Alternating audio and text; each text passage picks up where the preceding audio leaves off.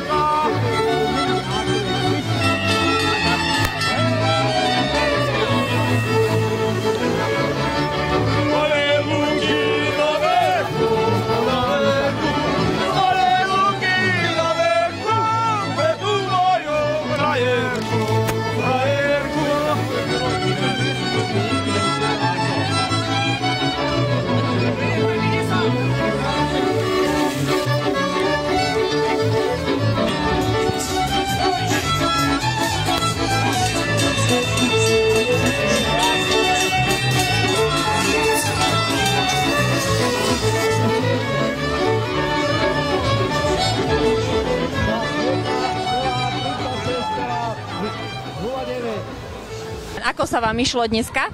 Už dobre, len už bola mäkšia trať, tak v rámci trati dobre. A včera večer ste sa zúčastnili tiež? Pravda.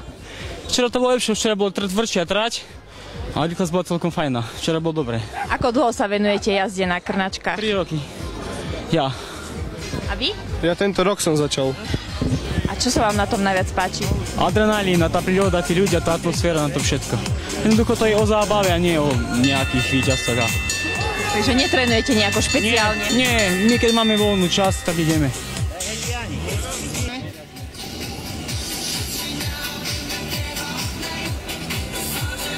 Pozeráte na zaujímavý medzičas.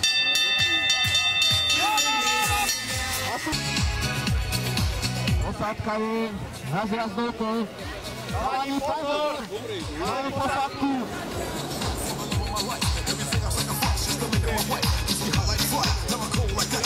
Opäť to vyzerá na zaujímavý čas. 1, 2, 20, 70.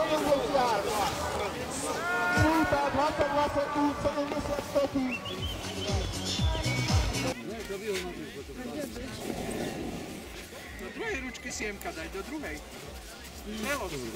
Ako sa vám išlo dneska? Bohovsky dobre, s veľkou ochranou z horných nebies. Sa díval šéf na mňa, tak sme museli ísť naplno. Boli ste aj včera večer? Boli sme, skoro sme vyhrali. Prečo skoro? No lebo ešte boli pred nami, no ale skoro sme už boli prví. Ako dlho sa venujete tejto zábave? Jo, to už otec chodil, keď hnoj vozil po záhrade. Potom som ja hnoj vozil a potom som zobral tohto, lebo ho prepustili zo služby. Tak už chodíme teraz. Pripravujete sa nejako špeciálne na preteky? Duševne, dievka moja. Duševne sa musíme veľmi. Fyzicky sme dobre stavaní, ale duševno je dôležitejšie. Posledné pomazania.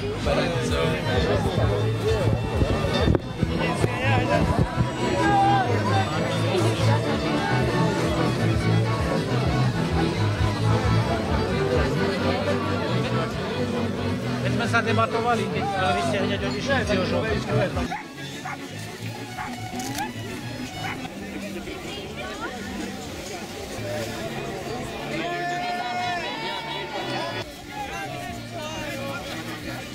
Organizovali sme druhý ročník tohto preteku. Je to taká nová tradícia tu v tejto oblasti, pretože viac menej to v tých predchádzajúcich rokoch to robila obec Pohronská Polhora v lokalite Polhory, no ale pri tých zlých snehových podmienkách sa to presunulo viac menej do týchto vyšších polôch. No a včer bol ten šprint pri umelom osvetlení.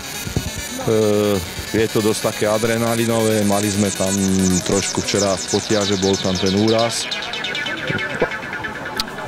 Chlapi počítajú aj s tým, že sa možno niečo stane. Dneska to prebehlo hladko, mali sme 35 posádok, v podstate bolo tam asi 6 aj ženských družstiev, 2 zmiešané, no a v podstate mali sme aj hosti zo Švajčiarska, kde prišli 2 posádky. Čo všetko musia spĺňať jazdci na takých krnačkách? Musia byť odvážni, musia mať krňačky, ktoré sú vlastne predpisové, hej, to znamená, že nesmú byť podbité železom, musí to byť originál drevo, musia byť pre 2 jazdcov, no jazdec by mal dovršiť minimálne 15 rokov. Jednak penzión chata z Bojska a plus ski z Bojska sme sa spolu podielali ako na organizácii pretekov. Plánujete aj do budúcnosti organizovať tieto preteky opäť? Tak myslím si, že áno, že tá tradícia nejakým spôsobom sa postavila, hej, a pevne verím, že bude pokračovať aj do budúcnosti.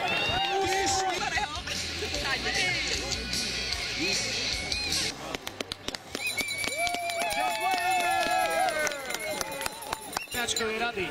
Som poďakoval predovšetkým všetkým vám, ktorí ste sa zúčastnili a prišli podporiť naše podujatie.